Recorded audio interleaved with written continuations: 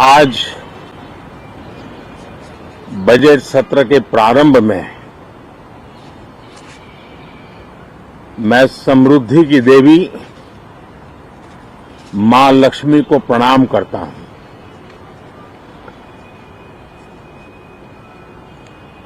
और ऐसे अवसर पर सदियों से हमारे यहां मां लक्ष्मी का पुण्य स्मरण किया जाता है।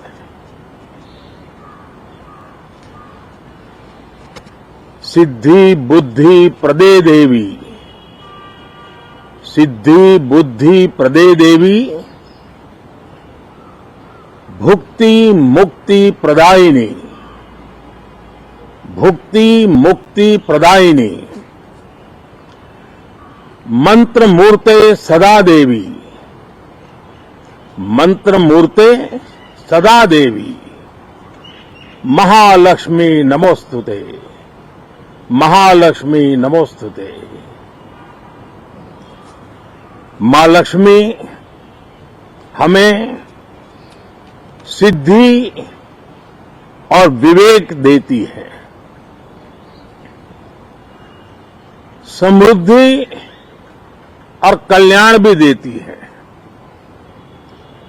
मैं मां लक्ष्मी से प्रार्थना करता हूं कि देश के हर गरीब एवं मध्यम वर्ग समुदाय पर मां लक्ष्मी की विशेष कृपा रहे। साथियों, हमारे गणतंत्र के 75 वर्ष पूरे हुए हैं।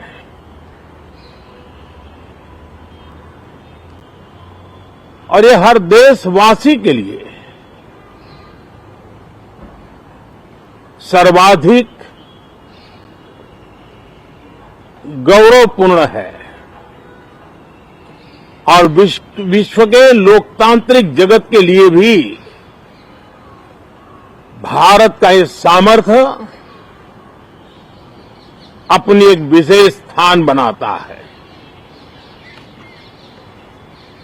साथियों, ये देश की जनता ने मुझे तीसरी बार ये दायित्व दिया है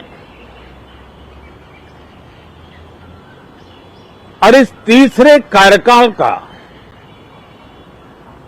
ये पहला पूर्ण बजट है।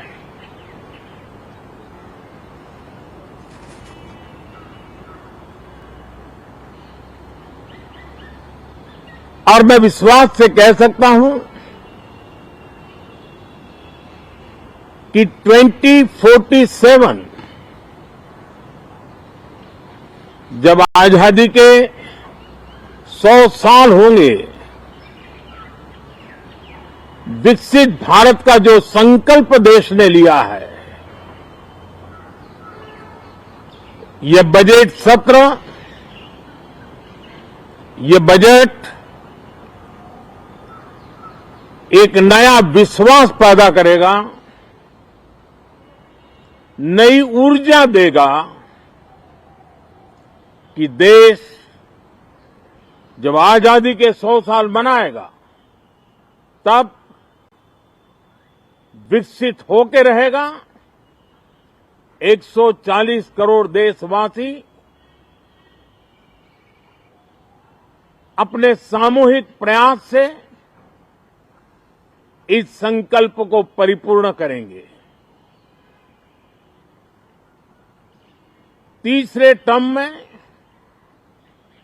हम मिशन मोड में देश को सर्वांगीण विकास की दिशा में, चाहे वो भौगोलिक रूप से हो, सामाजिक रूप से हो या आर्थिक भिन्न भिन्न स्तर के संदर्भ में हो, हम सर्वांगीण विकास के संकल्प को लेकर के मिशन मोड में आगे बढ़ते जा रहे हैं। इनोवेशन, इंक्लूजन और इन्वेस्टमेंट, ये लगातार हमारे आर्थिक गतिविधि के रोड मैप का आधार रहा है। इस सत्र में हमेशा की तरह कई ऐतिहासिक बिल पर सदन को चर्चा होगी और व्यापक मंथन के साथ वो राष्ट्र की ताकत बढ़ाने का काम करने वाला कानून बनेंगे। विशेषकर नारी शक्ति के गौरव को पुनः प्रस्थापित करना, पंथ संप्रदाय के भेद से मुक्त होकर के हर नारी को सम्मानपूर्ण जीवन मिले, उसको भी समान अधिकार मिले, उस दिशा में इस सत्र में कई महत्वपूर्ण निर्णय लिए जाएंगे। Reform, perform and transform. जब विकास की तेज गति को प्राप्त करना होता है तो सबसे ज्यादा बल रिफॉर्म पर रहता है। राज्य और केंद्र सरकार ने मिलकर के परफॉर्म करना होता है और जन भागीदारी से हम ट्रांसफॉर्मेशन देख सकते हैं। हमारा युवा देश है, युवा शक्ति है और आज जो 20-25 साल की आयु के नौजवान हैं, जब वो 45-50 साल के होंगे तब वो विकसित भारत का सबसे बड़े बेनिफिशियरी होने वाले हैं। उम्र के उस पड़ाव पे होंगे, नीति निर्धारण की व्यवस्थाओं में उस जगह पे बैठे होंगे कि वे गर्व के साथ आजादी के बाद जो शताब्दी शुरू होगी, एक विकसित भारत के साथ आगे बढ़ेंगे। और इसलिए ये विकसित भारत के संकल्प की पूर्ति का प्रयास, ये अथाग मेहनत आज जो हमारे टीनेजर्स हैं, हमारी युवा पीढ़ी है, उनके लिए ये एक बहुत बड़ा तोहफा बनने वाली है। जो लोग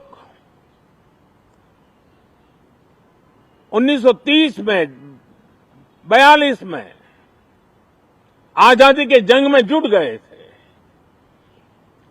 पूरी देश की युवा पीढ़ी खप गई थी आजादी के जंग में, और उसके फल 25 साल के बाद जो पीढ़ी आई उसको नसीब हुए।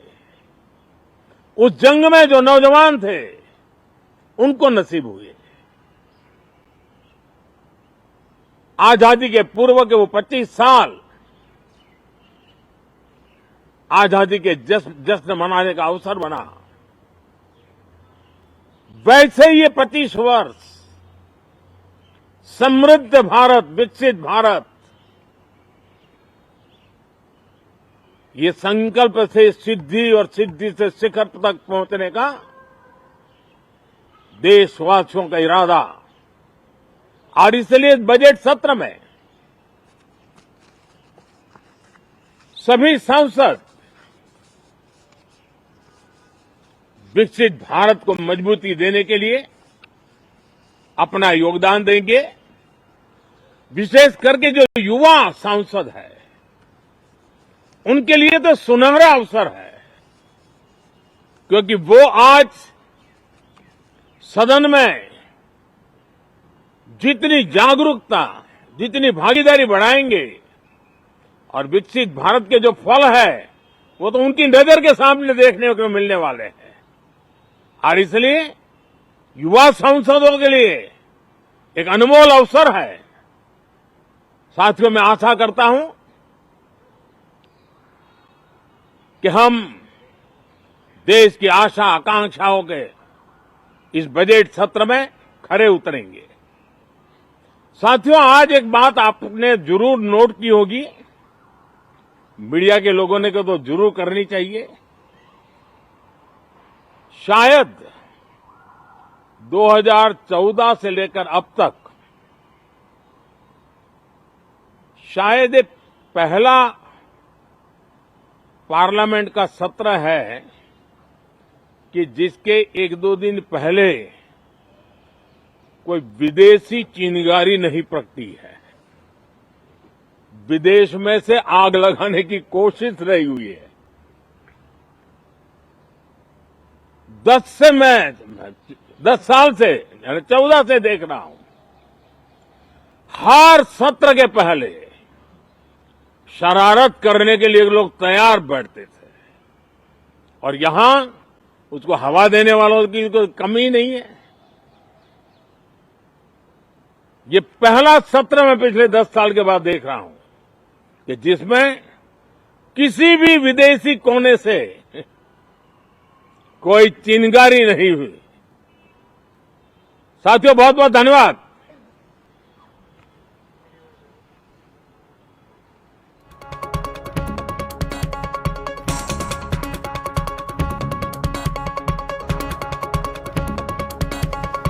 आज आरंभ होउछि पार्लियामेंटर बजेट अधिवेशन। प्रथम दिन में संसदर उभय गृह को उद्बोधन करेंगे राष्ट्रपति द्रौपदी मुर्मू। ता पूर्व प्रधानमंत्री नरेंद्र मोदी निजर अभिभाषण रखुथिले एवं ए अधिवेशन